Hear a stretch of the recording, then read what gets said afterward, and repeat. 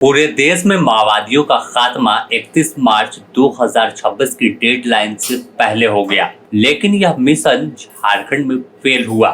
ऐसे में अब सवाल है कि आखिर केंद्र सरकार की डेडलाइन के बावजूद भी झारखंड पहुंचते पहुंचते यह अभियान धीमा कैसे हुआ। आखिर अंदर की कहानी क्या है और क्या वजह है कि जो छत्तीसगढ़, उड़ीसा, तेलंगाना, बंगाल तमाम जगहों पर नक्सलियों ने हथियार डाल दिया।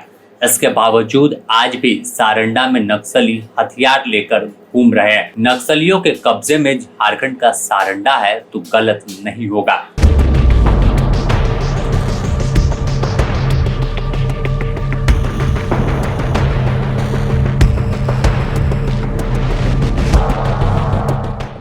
तो इस पूरे अभियान को समझने के लिए सबसे पहले केंद्रीय गृह मंत्री अमित शाह के उस बयान को जानना होगा। जब बस्तर ओलंपिक में शामिल होने अमित शाह पहुंचे थे तो सीधे तौर पर एक ऐलान किया था कि हथियार डाल दे, मुख्य धारा में लौटे।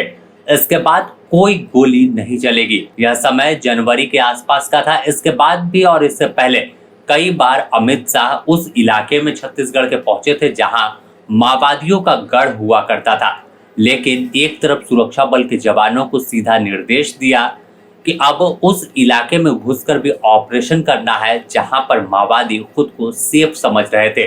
यानी बस्तर का करेगुट्टा पहाड़ी, अबूझमाड़ का जंगल, इंद्रावती टाइगर रिजर्व, यह तमाम इलाके में माओवादियों का गढ़ माना जाता था और आजादी से अब तक कोई ऑपरेशन इतना बड़ा नहीं चला जहां उस इलाके में जाकर सुरक्षा बल के जवान कार्रवाई कर सके। लेकिन जब डेडलाइन तय की गई, उस डेडलाइन के तहत सेंट्रल फोर्सेस के साथ साथ छत्तीसगढ़ की लोकल फोर्स, डीआरजी जवान, डिस्ट्रिक्ट रिजर्व गार्ड की बात करें या फिर बस्तर फाइटर्स की बात करें, तो यह तमाम जो जवान हैं वो बारीकी से उस जंगल को जानते थे और एक पहले रणनीति तैयार की गई और जंगल में उस इलाके तक पहुंचकर ऑपरेशन किया, जिसमें सबसे बड़ी कामयाबी अगर देखें तो माओवादियों का महासचिव नंबाला केशव राव, जो बसव राजू के नाम से जाना जाता था, करेगुट्टा के इलाके में सबसे बड़ा ऑपरेशन हुआ और नंबाला केशव राव को मारा गया। इसके बाद सबसे बड़ी कार्रवाई अगर छत्तीसगढ़ में देखें तो माड़वी हिड़मा का एनकाउंटर। तो यह तमाम नाम थे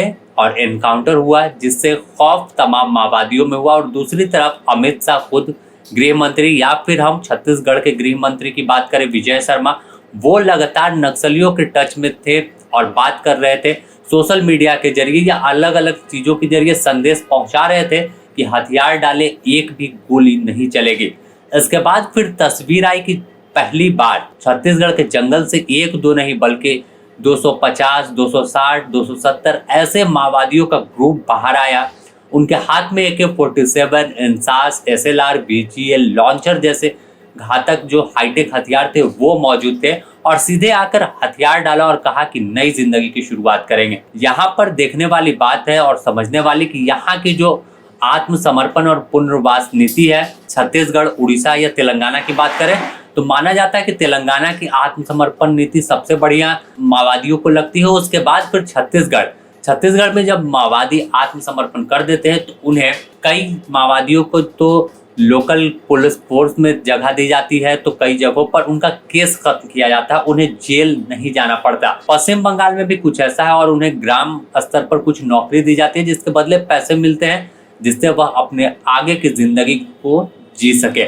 लेकिन झारखंड में यह जो पूरी नीति है यह सवालों के घेरे में रहती है। यहाँ पर माओवादियों को पहले आत्मसमर्पण करने के बाद जेल जाना पड़ता है या फिर ओपन जेल हजारीबाग में उन्हें रखा जाता है और दूसरी तरफ यहाँ पर कोई भी केस खत्म करने का प्रावधान नहीं है। यही वजह मानी जाती है कि माओवादी आत्मसमर्पण झारखंड में नहीं कर रहे।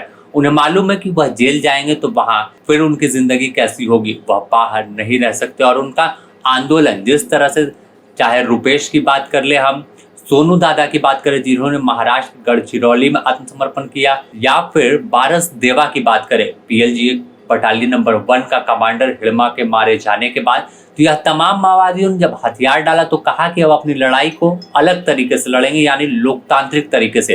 तो यहाँ इन्हें मौका मिलता है कि यह जनता के बीच मौजूद रहते हैं और वही चीज झारखंड में नहीं है। तो माना जाता है कि यह भी एक बड़ी खामी है कि झारखंड में यह ऑपरेशन फेल हुआ।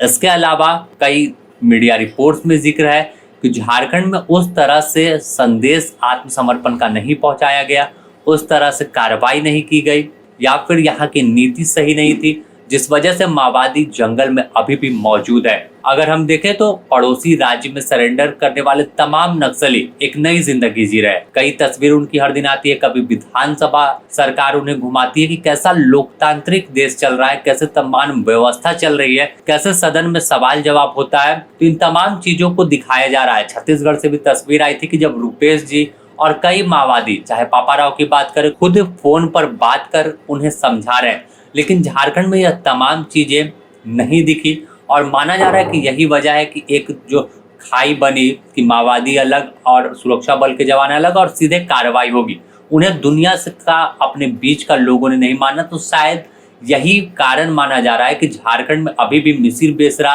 जिन पर 1 करोड़ रुपए का इनाम है, असीम मंडल जिस पर भी 1 करोड़ का इनाम है, मिसिर बेसरा पोलित ब्यूरो का सदस्य है, इसके साथ असीम मंडल सेंट्रल कमेटी सदस्य है और उड़ीसा में भी इन पर इनाम है। तो माना जा रहा है कि जो छोटा नागर इलाका है, टोटो का इलाका है, या पूरे सारंडा के कुछ इलाकों को देखें, हम बलिबा के जंगल को देख ले, तो वहां पर पूरी तरह से इनकी व्यवस्था अभी भी चल रही है और गांव के लोगों में भी इनका प्रभाव अभी भी देखने को मिलता है। तो ऐसे में कई बार दावे होते हैं, कई बार जानकारी आती है कि गांव के लोगों से कनेक्शन टूट गया, गांव के लोगों से सहयोग माओवादियों को नहीं मिल रहा है। कई बार खबर आई कि मिसिर बेसरा आत्मसमर्पण कर देगा, पुलिस के संपर्क में, लेकिन इसके बावजूद फिर मुठभेड़ होती है और मुठभेड़ में भले नक्सली मारे जाते हैं, कई बार जवानों को आईडी का नुकसान होता है, आईडी ब्लास्ट में वह घायल होते हैं। तो सवाल फिर से वही खड़ा होता है कि आखिर तमाम जगह ऑपरेशन सही हुआ, पूरे बस्तर को साफ कर दिया गया, तो फिर सारंडा ऐसा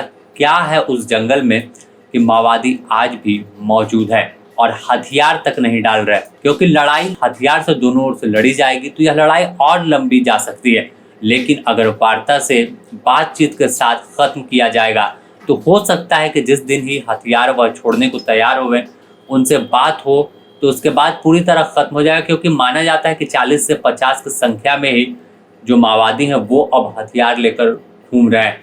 तो देखना होगा कि आखिर तमाम चीज़ों को लेकर सरकार क्या कदम उठाती है और क्या अब गृह मंत्री अमित शाह झारखंड को लेकर अलग से ऑपरेशन और बड़े पैमाने पर शुरू करेंगे। बने रहें द न्यूज़ पोस्ट के साथ, इससे जुड़ी और भी अपडेट आपको देंगे।